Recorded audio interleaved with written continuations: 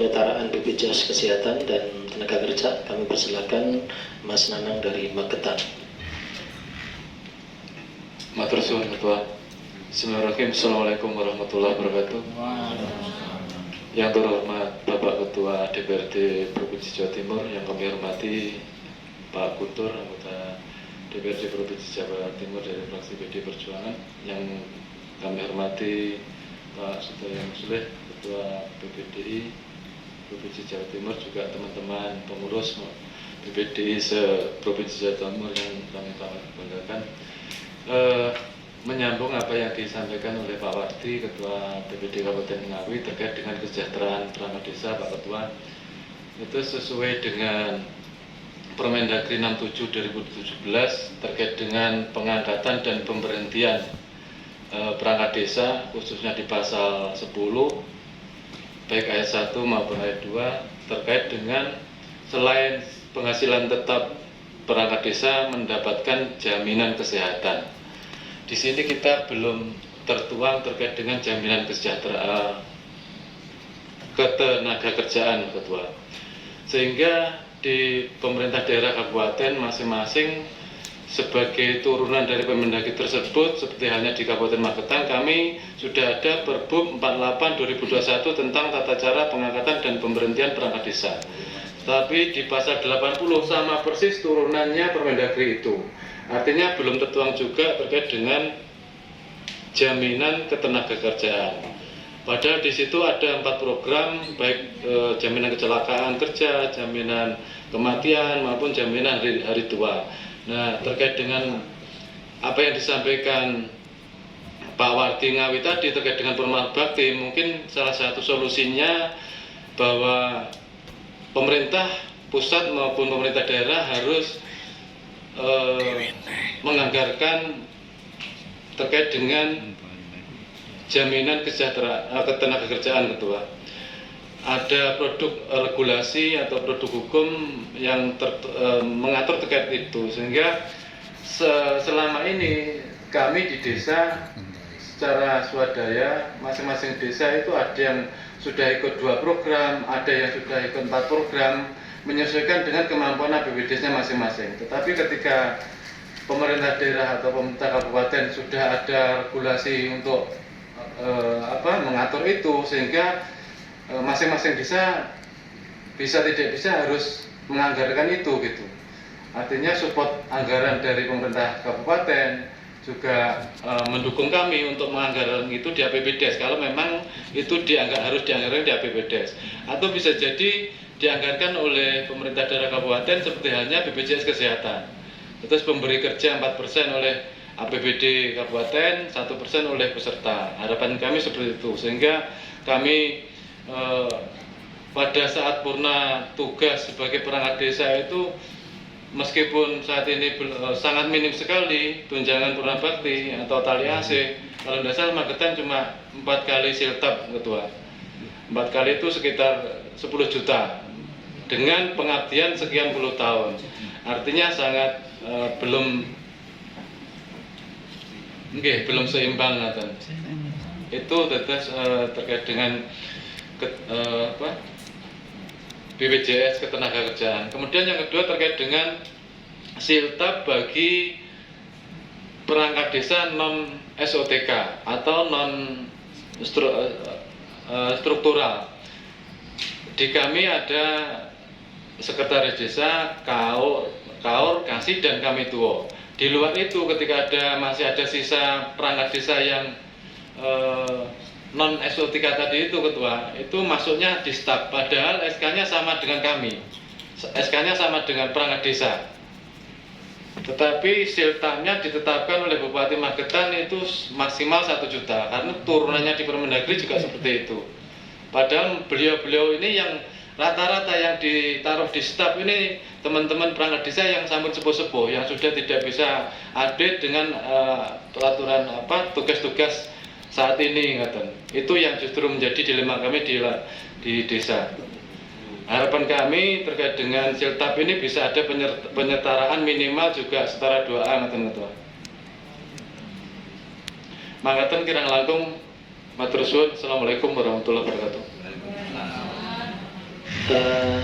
Pak Ketua, kelihatannya kalau beberapa teman-teman ini menyampaikan kok wis pantas jadi calon DPR di masing-masing dapil. Dan jangan lupa ya kita ikut apa yang diharapkan dari Pak Agus nanti. Karena bajunya aja semuanya pada merah-merah. Apa ini kebetulan ya? Enggak toh?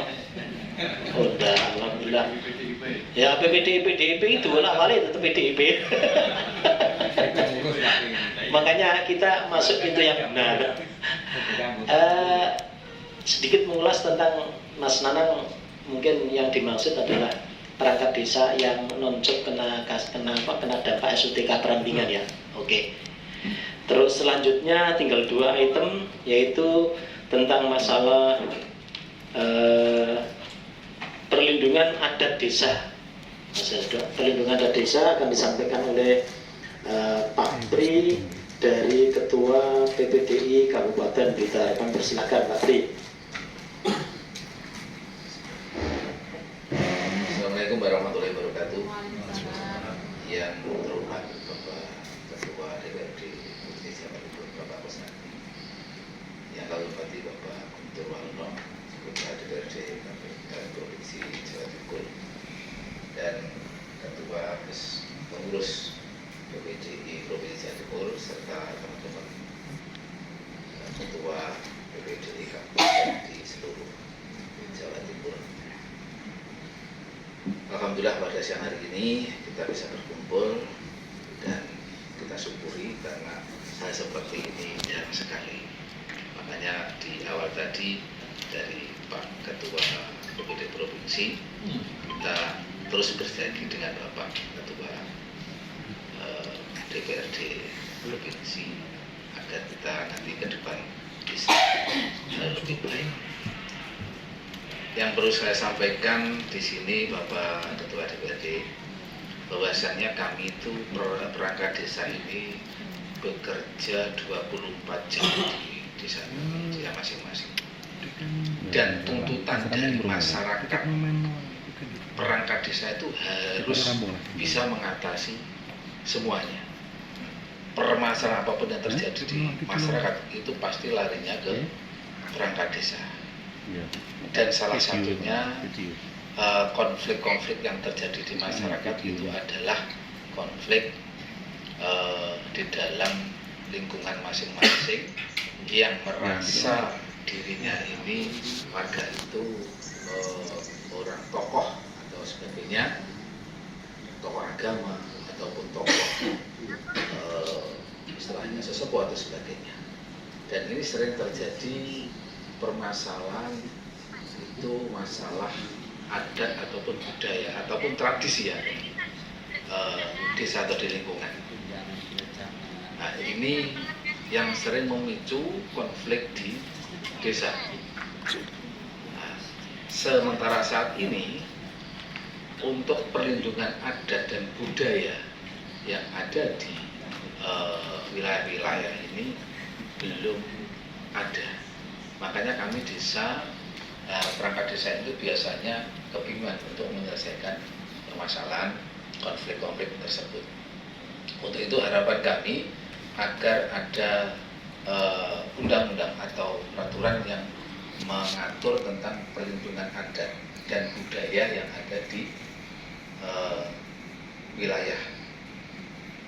Kalau adat dan budaya ini terlindungi, maka insya Allah konflik-konflik horizontal itu bisa teratasi.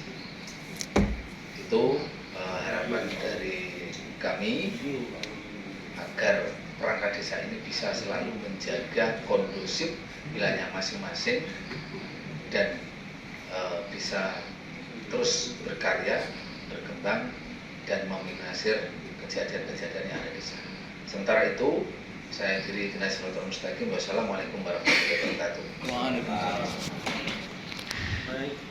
Terima kasih Pak Pri tentang adat di desa. Yang terakhir, mohon izin Pak Ketua, karena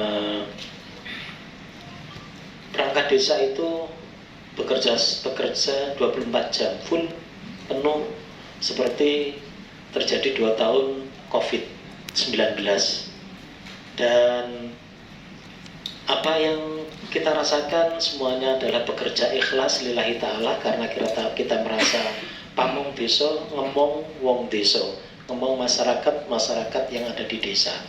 Artinya seperti COVID-19 selama 2 tahun kita jadi garda di depan, akan tetapi justru kita tidak pernah mendapatkan penghargaan apapun, termasuk gaji 13 dan sebagainya. Untuk itu usulan terakhir ini akan disampaikan oleh Pak Tego tentang gaji 13 dan THR. Waktu dan kami persilakan Pak Tego dari Lumajang. Monggo. Terima kasih waktunya. Assalamualaikum warahmatullahi wabarakatuh. Waalaikumsalam warahmatullahi wabarakatuh. Mohon izin Pak, yang terhormat Bapak Kusnadi selaku Ketua DPRD Provinsi Jawa Timur, Bapak Guntur, juga fraksi PDIP yang ada di Provinsi Jawa Timur, Bapak Musleh selaku Ketua PPDI, juga rekan-rekan pengurus dan Ketua PPDI Kabupaten masing-masing. Mohon izin Pak, yang pertama itu memang kita perangkat desa sempat tersentak, sempat kaget permasalahan yang statement dari Bapak Presiden Republik Indonesia yang pada waktu itu mengatakan bahwa penghargaan terbesar disampaikan kepada PNS, TNI Polri, dan di bagian kesehatan yang sudah mensukseskan COVID-19 sehingga sampai turun prioritasnya. Kami sempat semua itu tersentak, Pak. Ada cerita di Kabupaten Lumajang, sempat ada kepala dusun yang diunjuk rasa oleh warganya untuk diberhentikan karena itu sudah sesuai perintah dari Dinas Kesehatan dan juga kepolisian bahwa orang tersebut tercovid-kan, kemudian tidak boleh tahlil. Itu kepala dusun itu sampai diunjuk rasa karena dia tidak memperbolehkan sesuai peraturan yang ada. Ini sekedar cerita Pak ya, biar lebih jelas barusan Pak Ketua kami ngomong. Akhirnya ujung-ujungnya sampai unjuk rasa ini Pak. Kita pemerintah desa, khususnya perangkat desa itu menuruti semua protokol kesehatan yang ada.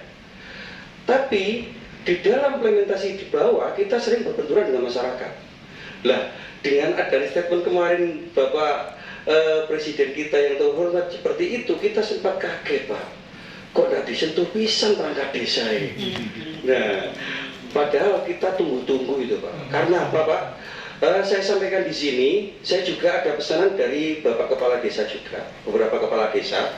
Bagi kepala desa yang memang kaya Pak, dengan keuangan yang luar biasa, itu bisa memberikan THR kepada perangkatnya, bahkan ke semua kader gerbang mas dan semuanya. Tapi bagi kepala desa sih untuk pas-pasan Pak, itu bingung. Dia ngomong ke kami, tolong juga difasilitasi untuk umum seperti itu. Dan kemarin itu sempat Pak audiensi AKD ke gubernuran, itu sempat dia ngomong, saya lupa ya Pak Ketua, lupa nggak tahu ngomong noy, yang Bu Gubernur itu, tolong ada yang audiensi tolong diomongkan juga.